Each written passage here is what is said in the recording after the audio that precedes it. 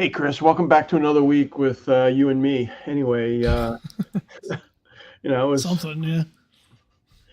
you know, I'm not sure what's happening this week. It's been crazy, and it's a short week. And last week Yeah. I had the opportunity to be at yet another cyber conference, and I was going to I thought maybe we could go through and take people for a stroll through some of the dark web marketplaces that I saw last week, but I just saw this data breach from the dental group, so I figured we'd probably talk about that instead.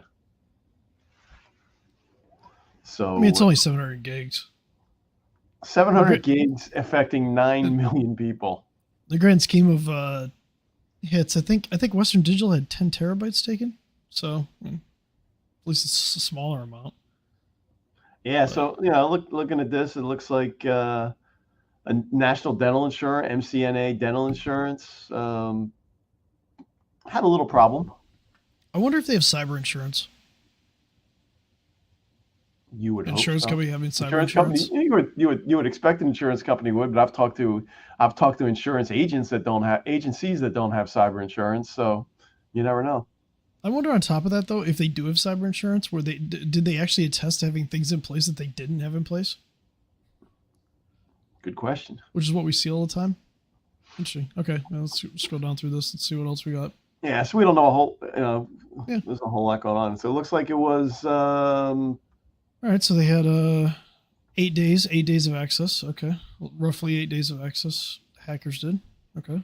well 8 days till they became first aware. That doesn't mean they actually stopped it on the eighth day.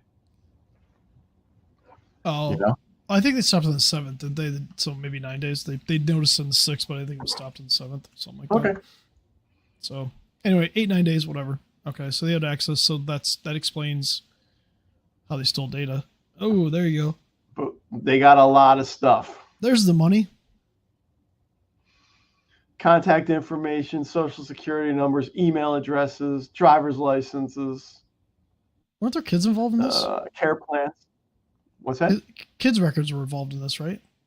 Kids. It appears that kids' records were involved in this because I did look at. There was another report that I saw sitting over here where Yeah. it was. There's actually a website that was spun up specifically for information about the plan. The MCA, the dental group, actually has a link. Publicly posted a link and said, if you want more information, jump over to this website. So they're Oh, being very open with what's out there because I guess they're already starting with the credit monitoring for people. well, they kind of have to be. They're gonna get on the wall of shame here from the Health and Human Services Yeah. before So long. yeah. So So, very beginning is from members, the Florida Healthy Kids Corporation. So oh, yeah, it's kids records. So now, guys, it's the bad guys are potentially getting social security numbers and information about kids that might not be in the general public yet. So now all these families need to start doing credit monitoring on their kids to see if there's accounts that are being opened. It's crazy. it looks like this IDX is giving them $1 million of insurance on reimbursements for ID theft as well. Okay, individually. Yeah, if you go on the page, it says ID theft insurance up to $1 million in reimbursements. I'm not sure if that's covered under their plan, but if it is, that seems like that would cost them a lot of money. So a good thing, going through their response, it Mhm.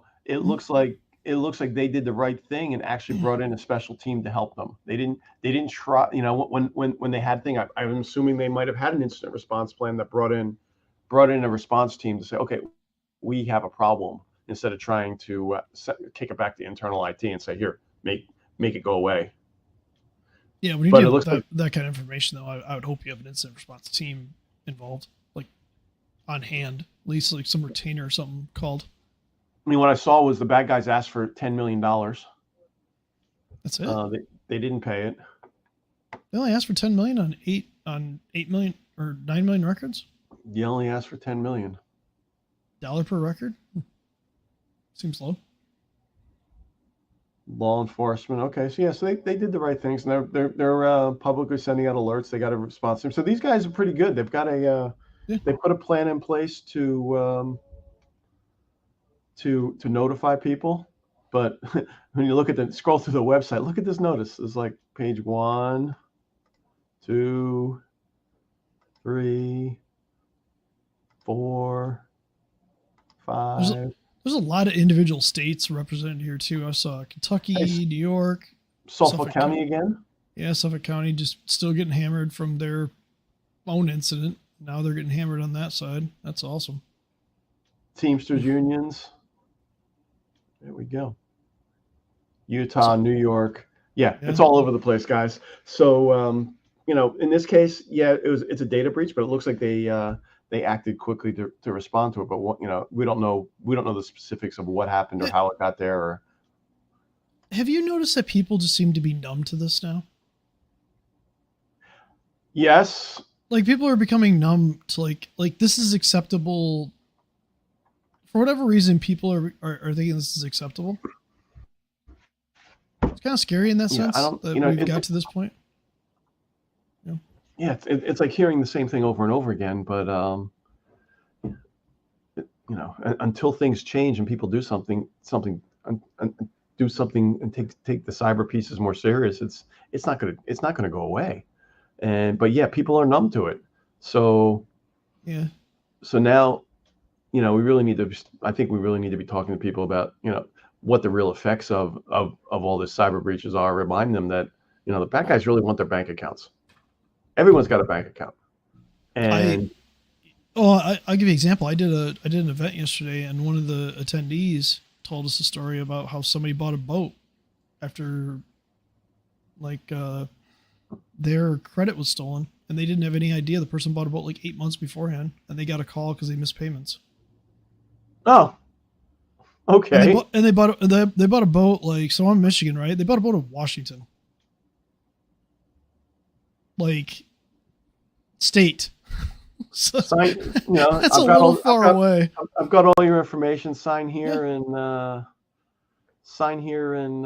pick up your boat tomorrow. Yeah, if you're not at this point personally though, if you're not doing credit monitoring, you really need to be at least not paying for it necessarily, but at least using tools and stuff like that and looking at it consistently, because credit monitoring and credit blocking, because you can freeze your credit at this point, and it doesn't cost anything, and it's a pain to go turn on, but at least How often do you actually I don't know, I don't get hard inquiries on my credit very often because I'm not. Oh, then again, I'm not out there trying to look for loans and things like that. But how often does that really something that if you blocked it, how inconvenient really is it for you? It's probably unless you're buying a house or a car, and then obviously you got to unlock it. I would say it's probably the only inconvenience is people are so bad with passwords and they forget about how to turn it back on that they're going to get annoyed when they go to apply for that mortgage or go to a car dealership to go look at something. They run a credit report and they can't get to the data because your account's locked. And then people are like, oh, well, how do I turn this back on? I don't remember how I got it in the first place because I did it in a rush. Kind of like when we could just verify your identity, right, and just get access to it again. Yeah, but you got to go through the process. The scary part is I really wonder. I haven't done it, so I just monitor my credit. But I'm curious, how do they, if somebody has all your information, they have your social security number, your name, and everything like that, how do they validate you? Good question. Do they just do those BS questions that they ask you? Hey, when you which one of these addresses have you lived at? And they give you, the 5 questions. That must be what they do. That's got to be what it is, because some of those questions are totally bizarre. It's I lived there 40 years ago. I don't have that problem from the 40 years part, but even 15 years ago, you're I remember the address, but or one of the hard ones for me was, okay, so in 1986 you got a loan for X. I'm like, how the hell do I know how much I don't remember that was. That loan's been refinanced several times, and I thought I lost access to a Skype account once, and one of their questions was, what was the email address you originally signed up for? And I changed it in the middle of this. I had no idea. Stuff like that. Those are crazy questions to me. But yeah, no, it's scary that people get their information stolen, but you definitely need to be staying on top of it in today's world. between Equifax and things like that, just leaking data left and right. And it just got me thinking that, you know, with the kids' credit, with the kids' social security numbers as part of this data breach, it might be prudent for the parents to go in and lock the credit accounts for the kids, because they got socials now. I mean, unless your kids are gonna be taking out loans. Like, well, no, the kids aren't gonna be taking out loans, but the bad guys could. I know, I'm just kidding. Like unless your kids are gonna be doing like cosign loan, like yeah. There's really no reason for their credit to be. Yeah, honestly, hey, why can't that be built in? Like, can we just, like, as a country, build that in? If we're gonna have credit, if somebody's under the age of 18, why is that open by default? Can we just close it by default? And you have to get it opened with a parent or guardian, like before, if it's before 18, if you're requesting it, you have to request it, and then after 18, it can be you that requests it. How hard is that? It can't be that hard. Interesting concept. Yeah, there you go. It's kind of like secure by design, like the whole idea about like things that we're seeing out there. And this is part of like the White House push for cybersecurity. Is part of the design for the country is they want companies to be secure by design. So by default, security exists, and then we have to open holes in it for certain things. It's a much better way to do things, because at least it's secure up front versus being wide open and then relying on people to put the security in. So true. It's something to think about. Anyway, that's enough. Hopefully nobody gets our identity stolen out of this. But I mean, it's probably past that at this point. It's just monitoring and managing it. So I think really the message for people this week is, personally, go lock your credit accounts. You know, you might not have been part of this data breach, but you don't know what data breaches you are in, and it's something that can save you. And if you don't want to lock it, do what Chris does. Make sure you monitor it. Yeah. Also, I'm wondering too, before, as you say that, like, how do they know where to send the notification? Because I mean, obviously, if insurance companies should have your updated record, but like, what happens if you were at some place and you've moved since then, and you don't get the notification? Like you said, if you're not blocking it and you're not like monitoring it, that's a problem. So. Well, some of the notifications for this breach probably posting it on a public website and posting it in the newspaper that no one reads anymore is part of the acceptable notification processes. That's true. You don't read a newspaper every day? I'm kidding. That's a joke. I haven't read a newspaper in a long time. It's all online now, right? So it's Firestarter. There you go. Oh, that's a good point. People don't know about the camping situation with us. Our history with camping for a lot of our lives. So absolutely. Yeah. So monitor your credit, watch it, especially anytime you see a breach like this, you know, make sure you're not part of it. If you are part of it, you know, obviously, you know, go file for the credit monitoring. That's going to help you a lot, and it's free. So Sony's still paying one for me, so that's fun. It's been a while too. Well, you know, if you get be involved in enough data breaches, you can get credit monitoring for life at this point. Just stack them up. It's like a prison sentence. Oh! If you commit two different crimes, they can just stack on top of each other. There you go. Anyway, maybe we're not advocating for committing crimes, by the way. That's another joke.